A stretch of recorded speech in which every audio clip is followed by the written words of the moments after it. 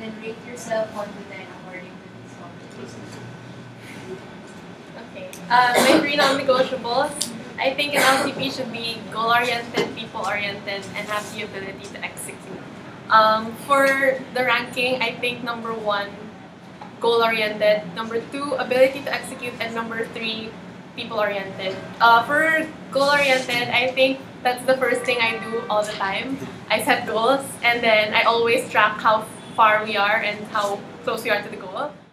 For ability to execute, I think you shouldn't be stuck with planning all the time because your planning is always going to be incomplete because you're still not going to account for all the possible errors. So to know the errors, you should execute. And for people-oriented, it's my weakest talaga kasi I don't know, I have to learn how to be more friendly, I guess. Yeah. Okay, for me, my 3 non-negotiable competency as LCP is 1, open-mindedness, people orientation, and then goal-oriented. So first, I will rate myself 9 kasi I think an LCP should have an open mind to accept the idea of his subordinates kasi an ideal LCP is not supposed to reject ideas immediately, but actually to consider them and think if this idea can actually contribute to the growth of an idea of DLC as a whole. And for people orientation, I rank it 10 kasi how can you best serve your stakeholders if you do not know what they need? So that's it. And then for goal orientation, goal-oriented, I rated 10 because an LCP should have a vision of what he wanted his organization, where he wanted his organization to go. And I think one of the key performance indicators are the results nga. And I think that's really important for an LCP to have. Okay, so for me, the 3 characteristics of an LCP would be 1, motivated, 2, inspired, and 3, open. Okay, for motivated, because an LCP should not only be there to give you orders, but he should be there to be able to understand and to be to want what they're doing. And then inspired, because when you're inspired, you are able to do things. You're able to do things beyond your borders, and you're able to do things that aren't of your regular norms. And then open to possibilities, to opportunities, open to people, and open to almost everything that's coming at you. So personally, I would rate myself open as 9 because I have some. I should be honest about this. I keep some things to myself. I'm inspired 10 because as I've said in my motivational video, I'm just happy whenever I do things for exec. And then for motivated, I rank myself 9 since I have my own fears that I might not know a lot about ISEC, but I believe that I am able to do it. So I will be doing it. Jojo first, and then me on, and then. Okay. Hi guys. As an LCP, you need to be familiar with the operations and functions of all departments. Which department do you have the least knowledge and/or experience in? Explain its contribution to your term as LCP, and what action steps will you take in order to ensure that you are always on top of things and you know what you need to know. Sorry. First, Two. which... Two weakest departmental. One. Your one weakest department, okay. How it will contribute to your term as LCP, and what will you do to make sure you're on top of things and you know what you need to know. I can say it's finance.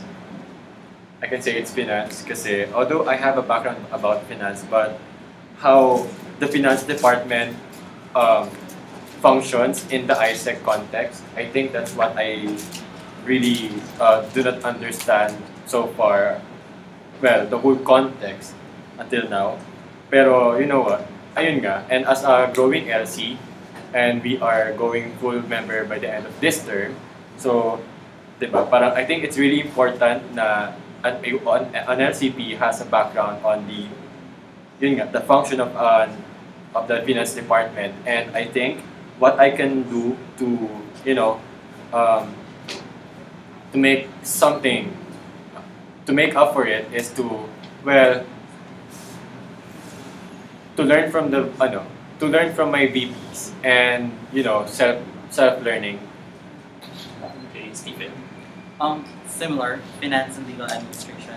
Given that I only know very few about it, except for the mainly the fact that they manage the money, they manage how to generate money and how and they take note of what the LC is spending, but I don't really know the processes behind it.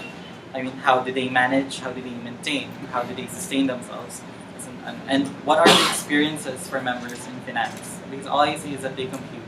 And then I admit myself that I have absolutely no experience, no first-hand experience with finance and legal administration, given that they're too secluded from the LC and I don't know any member except for the LCVP. Oh wait, no, I know one TL, but I barely see her around. Whenever there's Isaac Wednesday, she's not there. But I saw her collecting money, but that's it. So my plans for finance during my term, if ever, would be as I said earlier, they would be the number one department that I'd be looking into. First, to get to know them. Second, so that I would be able to help them manage the income, being that we're not financially stable. Thank you. Okay, I'm not copying, okay. It really is my weakest, FLA. I mentioned it naman kanina.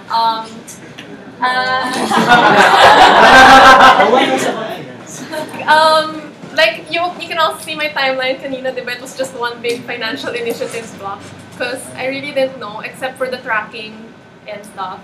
Which is actually something I worked on with Nathan already. When I decided to apply, I already consulted with him. Nathan, what do you do ba talaga? And so I think more of those. Maybe I can talk to other VPs out there and maybe read some books. Because I admit, when I was OCP, I thought the finance department was my bank, where withdraw. So I had to change that because I have to think more of revenue streams. Where is this money coming from? Is it going to be a constant? Is it going to be a constant contribution? Those things. So I think finance is very important, and legal administration, which is another thing I don't know about yet. But it will be important in tracking how the LC operations progress, or if initiatives are worth venturing based on the costs and stuff. So, yeah. Next question comes from Neo. Given the core programs in the experiential leadership development phase, so the core, GCDP, GIP, TMP, and TLP, how will you sell each program to the UST market? Please be concise with your answers. I'm sorry, how do you plan to sell it to? The UST market. For TL and TM, it would be anchored mainly on recruitment, being that here in UC, it's not allowed to recruit other than during the recruitment 101 week. So for TM and TL, that would generally be based on the recruitment. And as I've explained earlier, I have already mentioned my campaign for recruitment.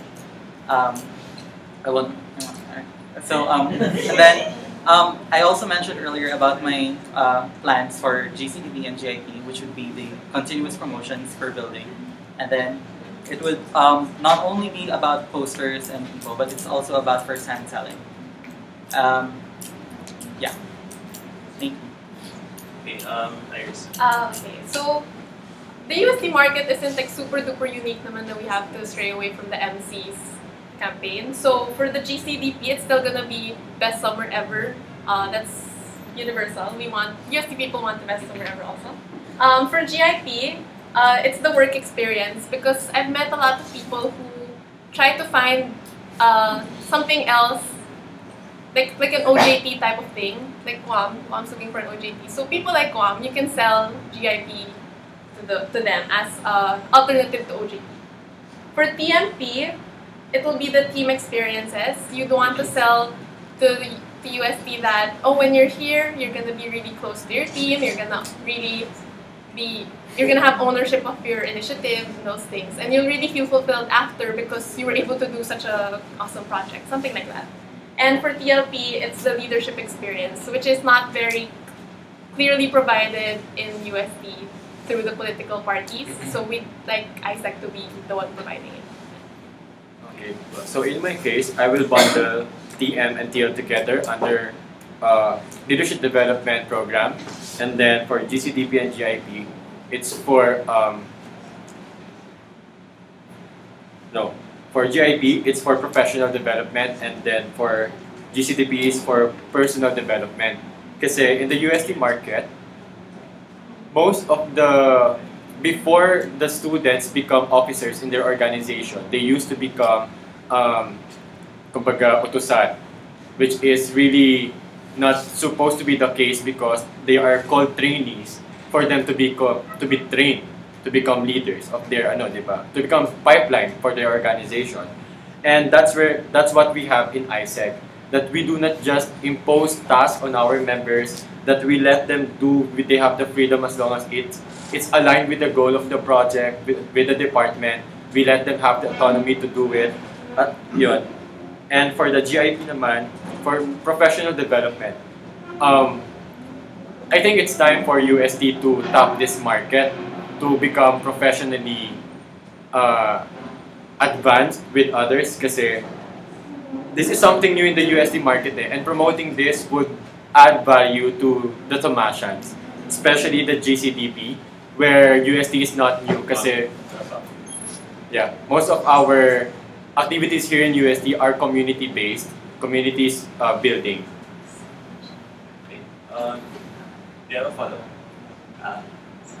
Okay, so here that you have 1 year left to become full member, and you know that you have to get 20 points to achieve this status. Where will you focus your 20 points? Yeah, the 40 points. 40 okay, yeah. And then, full member, 40 for boosting as full member. 40 for vote.